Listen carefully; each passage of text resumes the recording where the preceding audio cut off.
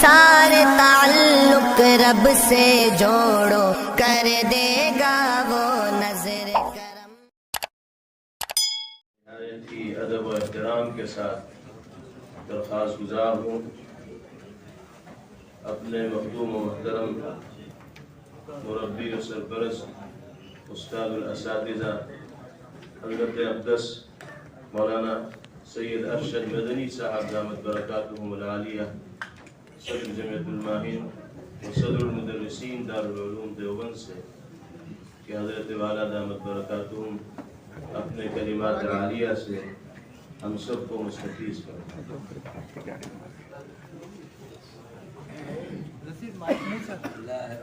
نیچے کر دو تھوڑا سا، چالو ہے۔ السلام علی سید المرسلین سیدنا و مولانا محمد وعلى آلہ واصحابہ اجمعین۔ علماء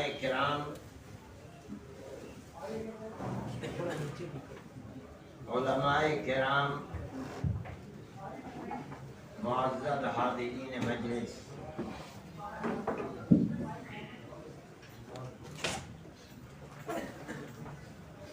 مولانا عثمان صاحب مرحوم، میرا تعلق ان سے استاد شاگردی کا تعلق نہیں ہے، لیکن میرے ساتھ ان کا قریب اور بہت قریبی ایک رشتہ تھا، اور وہ میرے بہنوئی تھے۔ ان کے اخلاق جس کو بیان کیا گیا وہ تو آپ لوگوں کے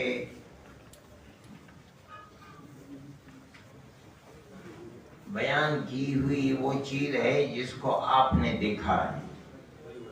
ان کی گھریلو زندگی کو آپ نے نہیں دیکھا۔ لیکن میں جس بات کو کہتا ہوں وہ یہ ہے کہ ان کی گھریلو زندگی بھی انتہائی پاک اور صاف اور ستھری زندگی تھی۔ میں نے اپنی جو ایک چھوٹا سا مضمون لکھا ہے 2 صفحے کا، اس کے اندر بھی اس کا ذکر کیا ہے۔ وقت کی تنگی ہے، میں اس کو تفصیل کے ساتھ ذکر کروں یہ بات اس وقت ممکن نہیں ہے۔ جو ان کی زندگی کے مختلف پہلو تھے ان سب کو آپ حضرات نے، ان کے شاگردوں نے اور ان کے ساتھیوں نے ذکر کیا ہے، لیکن میں ایک چیز کی شکایت آپ سب سے کرتا ہوں، ان کے ایک وصف کو، بلکہ جس کو میں یہ سمجھتا ہوں کہ وہ ان کی زندگی کا بنیادی وصف ہے، ان کی جن خصوصیات کو ذکر کیا جا رہا ہے میں اس وصف کو ان کی بنیاد سمجھتا ہوں، اس کا کسی نے ذکر نہیں کیا۔ اس 2-2.5-3 گھنٹے کی مجلس کے اندر کوئی ادھر گیا ہی نہیں۔ میں نہیں سمجھتا ہوں کہ آیا علماء کی دل سے اس کی اہمیت ختم ہو گئی، یا یہ کہ آپ حضرات بھول گئے اور آپ نے اس کا ذکر نہیں کیا۔ دارالعلوم دیوبند کی ایک پرانی روایت تھی، میں چونکہ دارالعلوم میں سالہ سال ناظم تعلیمات رہ چکا ہوں، اس لیے میں اکابر اور بڑے بڑے بزرگوں کی تعلیمی زندگی کے سلسلے میں جو تعلیمات کا ریکارڈ ہے میں نے اس کو دیکھا ہے، وہ محفوظ ہے آج بھی۔ وہاں یہ سوال ہوتا تھا کہ ہر سال دارالعلوم کا میں آنے والوں کا داخلہ ہوتا تھا، اگر کوئی طالب علم 5 سال رہا ہے تو 5 سال، 7 سال رہا ہے تو 7 سال، کیا پڑھا کیا کیا، اور آخر کے اندر یہ لکھا جاتا تھا کہ وہ گیا تو کہاں گیا اور کب گیا۔ آپ اگر اس ریکارڈ کو دیکھیں گے، بڑے بڑے لوگ جو اب دنیا میں زندہ نہیں ہیں، تو آخر میں ریکارڈ میں یہ لکھا ہوا ہے کہ وہ یہاں سے اٹھے اور پھر اس کے بعد گنگو چلے گئے، حضرت گنگوئی کے پاس۔ اس زمانے کی چیز ہے، یعنی یہ سمجھا جاتا تھا کہ علمی اور تعلیمی اور اللہ کے بندوں کے درمیان کی زندگی مکمل ہو نہیں سکتی جب تک آدمی کسی صاحب علم اور صاحب تربیت، کسی بزرگ کی خدمت میں رہ کر تربیت نہ حاصل کرے۔ اس لیے ان اکابر کا وہ ریکارڈ بھی وہاں موجود ہے، کون ہے اور یہاں سے اٹھ کر گنگو چلا گیا، اس کے بعد اس کا ریکارڈ بند ہو گیا۔ ان کی زندگی کے اندر جو بھی محاسن اور کمالات ملتے ہیں وہ در حقیقت حضرت گنگوہی اور پہلے حضرت رائے پوری،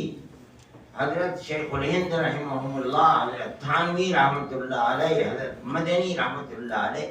ان حضرات کی زندگی کو اپنی زندگی میں اتارنے سے وہ ریکارڈ ملتا ہے اور وہ تربیت کے نقوش ملتے ہیں جن کو دنیا ذکر کرتی ہے۔ قاری صاحب رحمۃ اللہ علیہ کی زندگی کی بھی یہ ایک بنیادی صفت ہے جس کو کسی نے ذکر نہیں کیا، میں سمجھتا ہوں جانتا ہی نہیں کوئی۔ ذکر کرنے والوں نے اس کو تلاش کیوں نہیں کیا، مجھے اسی پر اعتراض ہے۔ یا تو انہوں نے اس کی اہمیت کو نہیں، یہ ایک المیہ ہے اگر ایسا ہوا ہے کہ ہم نے اس بنیاد کو جو در حقیقت دنیا کی زندگی میں کمالات کی بنیاد ہے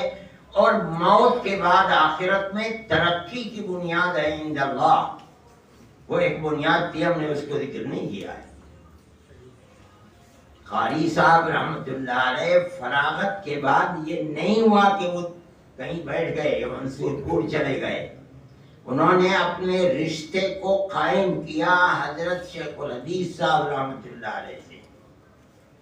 اور وہاں رہ کر انہوں نے اپنے اخلاق کی تکمیل کرنی چاہیے۔ یوں سمجھیے کہ روحانیات کے ان مقام تک پہنچنا چاہا کہ جہاں پہنچ کر کے انسان کی زندگی ایک باکمال زندگی گزر سکتی ہے۔ حضرت شیخ الحدیث صاحب رحمت اللہ علیہ اس زمانے کے اندر کبھی جاتے تھے مدینہ منورہ، کبھی آتے تھے، یہاں تک کہ پھر وہ اس کے بعد چلے گئے۔ ان کے پاس رہ کر کے انہوں نے تربیت حاصل کی، ان کے بنائے ہوئے بتائے ہوئے معمولات کو اپنایا۔ پھر میں یہ جانتا ہوں کہ حضرت شیخ الحدیث صاحب رحمت اللہ علیہ نے باصرار بھائی صاحب کے سپرد کیا ان کو، اور یہاں رہ کر کے پھر انہوں نے جو طریقے اکابر اور مشائخ کے مختلف ہیں، پھر یہاں رہ کر کے ان کے بتائے ہوئے طریقے کو اختیار کیا اور اس کے اندر کمال حاصل کیا۔ میں اس کو اس لیے بیان کرنا چاہتا ہوں کہ ان کے اخلاق ہوں تب خدا ترسی ہو، جب حقوق کی ادائیگی ہو تب، یہ تمام چیزیں کمال کو نہیں پہنچ سکتی جب تک آدمی کا دل و دماغ اللہ کی ذات سے اس طرح وابستہ نہ ہو جائے کہ ہر قدم پر اللہ دیکھ رہا ہے اور کل اس کی بارگاہ کے اندر ہمیں حساب و کتاب کے بعد جواب دینا ہے۔ یہ وصف اتنا اہم وصف ہے کہ آج جو ہم کو غصہ، ان کا غصہ سیل ہماری زندگی بنی، وہ اسی لیے بنی ہوئی ہے کہ اول تو مربی نہیں رہے، اور اگر وہ ہیں بھی تو تربیت کا وہ جذبہ جو انسان کے اندر ہونا چاہیے وہ نہیں رہا ہے، اس لیے آدمی بن کر نکلتا بھی نہیں ہے، ابھرتا بھی نہیں ہے، اور جو لوگ ابھرے ہیں ان کی زندگی کی بنیادی اینٹ وہی ہے، اس کا ذکر نہیں کیا گیا۔ اگر اس کی اہمیت نہیں سمجھی گئی تو یہ تو رونے کا مقام ہے، اور اگر لوگ بھول گئے تو ٹھیک ہے، اس کی اصلاح کرنی چاہیے۔ قاری صاحب کے اندر جو تقوی تھا اور ان کی گھریلو زندگی تھی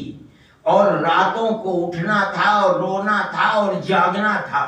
رات کی وہ صفت ان کی دنیا کی زندگی کے اندر نمایاں تھی جس کا ذکر آپ کر رہے ہیں۔ میں یہ کہتا ہوں کہ یہ زندگی ساری کی ساری موقوف ہے اس تربیت کے اوپر جس پر چل کر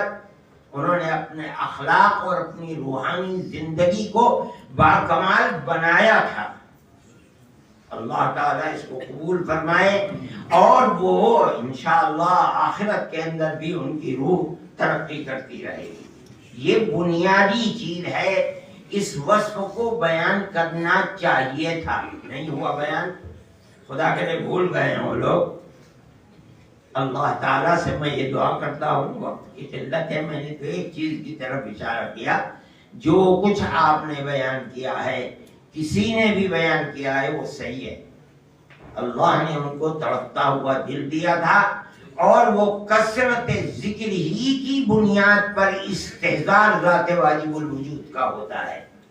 جو نبی کریم علیہ السلام کے زمانے میں اس کثرت ذکر کا محتاج نہیں تھا، ایمان کے ساتھ کسی صحابی کی نظر آپ کے چہرہ انور پر پڑنا، اور پھر یہ کہ اگر آپ کی نظر اس کے اوپر پڑ جائے